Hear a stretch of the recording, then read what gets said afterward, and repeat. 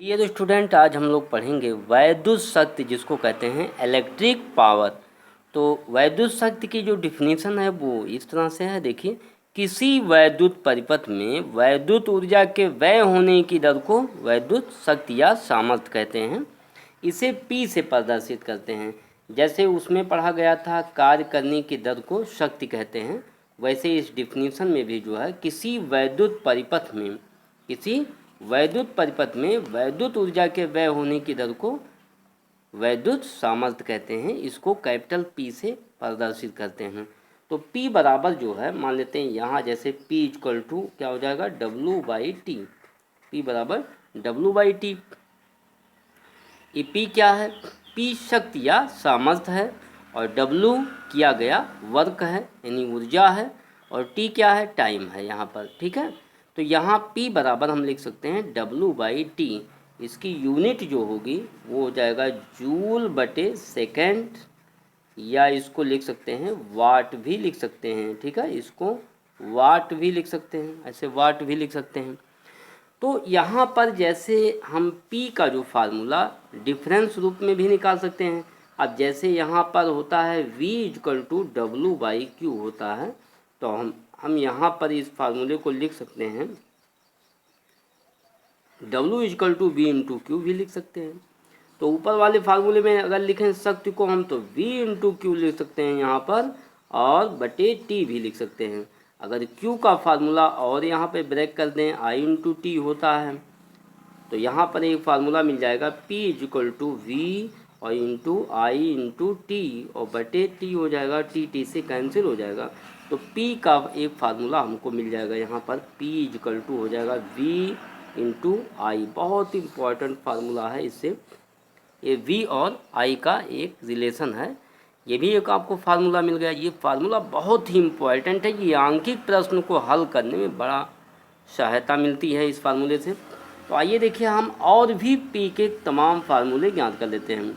अगर इस फार्मूले में हम ओम के नियम से लगा दें B equal to I into R, तो हमको मिल क्या जाएगा? शक्ति का एक महत्वपूर्ण फार्मूला मिल जाएगा, आई स्क्वायर इंटू आर मिल जाएगा, ठीक है। I square into R, V equal to I into R, तो आई मल्टीप्लाई हो जाएगा इसमें आई स्क्वायर इंटू आर। ये भी एक शक्ति का फार्मूला हो गया। ये किसके रूप में हो गया? या धारा और रजिस्टेंस के रूप में हो गया, करंट और रजिस्टेंस में। यहाँ वोल्टेज और करंट के रूप में फार्मूला है, यहाँ ऊर्जा के रूप में है W, यहाँ पर T W/T जो आया है यहाँ ऊर्जा से रिलेटिव है। तो हम इसके तमाम फार्मूले ज्ञात कर सकते हैं। अगर हम इसे V में लिखें, B रजिस्टेंस में लिखते हैं, वोल्टेज और रजिस्टेंस के रूप में लिखना चाहते हैं, तो I बराबर अगर हम लिख दें यहाँ पर V/R, I equal to V/R लिख दें, तो हमको एक नया फार्मूला और मिल जाएगा यहाँ पर। वो फार्मूला क्या हो जाएगा? यहाँ पर P इक्वल टू हो जाएगा B स्क्वायर और बटे R स्क्वायर, तो R से एक कैंसिल हो जाएगा, तो ये भी एक फार्मूला मिल गया। तो डियर स्टूडेंट, आप ध्यान देंगे यहाँ पर जिस रूप में दिया हो आंकिक प्रश्न, यहाँ अगर वोल्टेज और आई दिया होता तो हम यहाँ शक्ति इस फार्मूले से निकाल लेते हैं। अगर करंट दिया है और उसके बाद रेजिस्टेंस दिया है तो शक्ति का मान हम इस फार्मूले से निकाल लेंगे। अगर वोल्टेज और रेजिस्टेंस दिया हुआ है तो हम ये फार्मूला लगा देंगे V स्क्वायर बटे आर। सबके मात्रक क्या होंगे? वाट या जूल बटे सेकेंड लिख सकते हैं, ठीक है।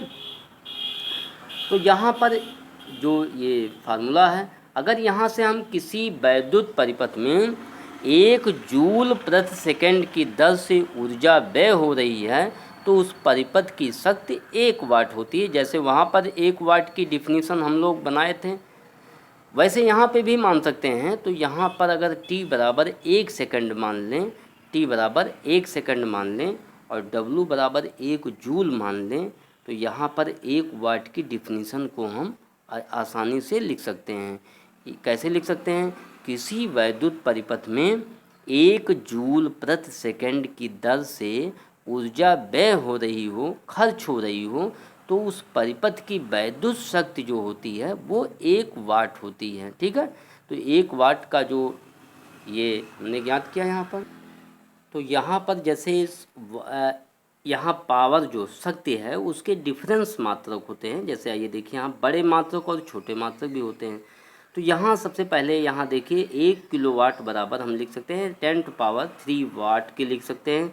1 मेगावाट में 10⁻6 वाट होता है और एक अश्व शक्ति बराबर होता है 746 वाट। वही जो उसमें लिखते थे हम लोग कार्य के लिए, शक्ति के लिए जो 746 वाट होता है, इसमें भी यही प्रयोग कर सकते हैं। एक अश्वशक्ति नहीं, जो यहाँ पर एक अश्वशक्ति बराबर होता है 746 वाट होता है। ठीक है, तो आइए देखिए यहाँ पर एक अंकित प्रश्न है। एक वैद्युत बल्ब 25 वाट 220 वोल्ट लिखा हुआ है। एक वैद्युत बल्ब है, यानी एक बल्ब है जिस पर 25 वाट 220 वोल्ट 250 वोल्ट लिखा हुआ है। इसे 250 वोल्ट के मेन से जलाने पर बल्ब में कितनी धारा बहेगी और बल्ब का कितना प्रतिरोध होगा, ये आपको निकालना है। तो सबसे पहले हम इसमें जो मान दिया हुआ है उसको नोट कर लेते हैं। तो जैसे दिया हुआ है P, तो P पावर दिया हुआ है 25 वाट दिया हुआ है और इसके बाद इसी पर वोल्ट लिखा हुआ है, तो 250 वोल्ट लिखा हुआ है। ठीक है डियर स्टूडेंट, आप ध्यान देंगे यहाँ पर कि जब भी कोई बल्ब या कोई हीटर या जो भी हो सामग्री हो, पंखा हो, तो उसको जब हम मार्केट में ख़रीदने जाते हैं तो उस पर ये वर्ड लिखा होता है 25 वाट 250 वाट। मतलब यहाँ पर उसकी शक्ति क्या है और कितने वोल्टेज से जलेगा वो दिया रहता है उसमें। ठीक है, तो यहाँ पर ये इस तरह से अगर कहीं लिखा हुआ है तो आप इसको वाट में लिखेंगे और इसको वोल्ट में लिखेंगे। अर्थात यहाँ पर दिया हुआ P दिया है और V दिया हुआ है। अब ये 250 वोल्ट के मेन से जलाने पर बल्ब में कितनी धारा बहेगी पूछ रहा है। तो धारा कितनी बहेगी, आइए देखिए यहाँ पर। तो हम क्या करते हैं, इसमें करंट ज्ञात करना है और रजिस्टेंस ज्ञात करना है। ठीक है, तो हम यहाँ पर एक फार्मूला भी जस्ट पढ़ा गया है यहाँ पर। तो P बराबर होता है V इंटू आई। देखिए यहाँ पर P बराबर होता है V इंटू आई। तो P बराबर V इंटू आई का फार्मूला लगा देंगे इसमें, V इंटू आई, और y बराबर क्या हो जाएगा यहाँ से, तो y बराबर हो जाएगा P/V हो जाएगा यहाँ पर। और P का मान दिया हुआ है 25 और 2 ये हो जाएगा यहाँ से। ठीक है, अब यहाँ पे आप सॉल्व करेंगे तो 1/10 हो जाएगा और इसको जब आप सॉल्व करेंगे तो 0.1 और इसकी यूनिट क्या लिखते हैं, एम्पियर लिखेंगे। ठीक है, यहाँ पर एम्पियर हो जाएगा। तो 0.1 एम्पियर की धारा जो है इस परिपथ में प्रवाहित होगी। ठीक है, रजिस्टेंस निकालने के लिए कौन सा फार्मूला लगाएंगे, तो रजिस्टेंस निकालने के लिए यहाँ पर आपके कितने फार्मूले हो जाएंगे इसमें रजिस्टेंस निकालने के लिए। ओम का नियम भी आप लगा सकते हैं क्योंकि वोल्टेज दिया है, तो V = I इंटू आर भी आप लिख सकते हैं। तो R = हो जाएगा V/I लिख सकते हैं यहाँ से। तो V का मान कितना दिया हुआ है, तो V का मान दिया हुआ है 250 और बटे यहाँ पर ये आ जाएगा 0.1 और इसको जब आप सॉल्व करेंगे तो कितना हो जाएगा यहाँ पर, तो ध्यान दीजिए इसमें, तो हो जाएगा 2500। इसका मात्रक क्या होगा, ओम हो जाएगा यहाँ पर। ठीक है, तो रजिस्टेंस का मात्रक जो होता है वो ओम होता है, ऐसे भी लिखते हैं इसमें। तो यहाँ इससे आंसर हमको मिल गया। तो यहाँ पर 2500 ओम हो जाएगा और 0.1 एम्पियर की धारा इस परिपथ में प्रवाहित होगी।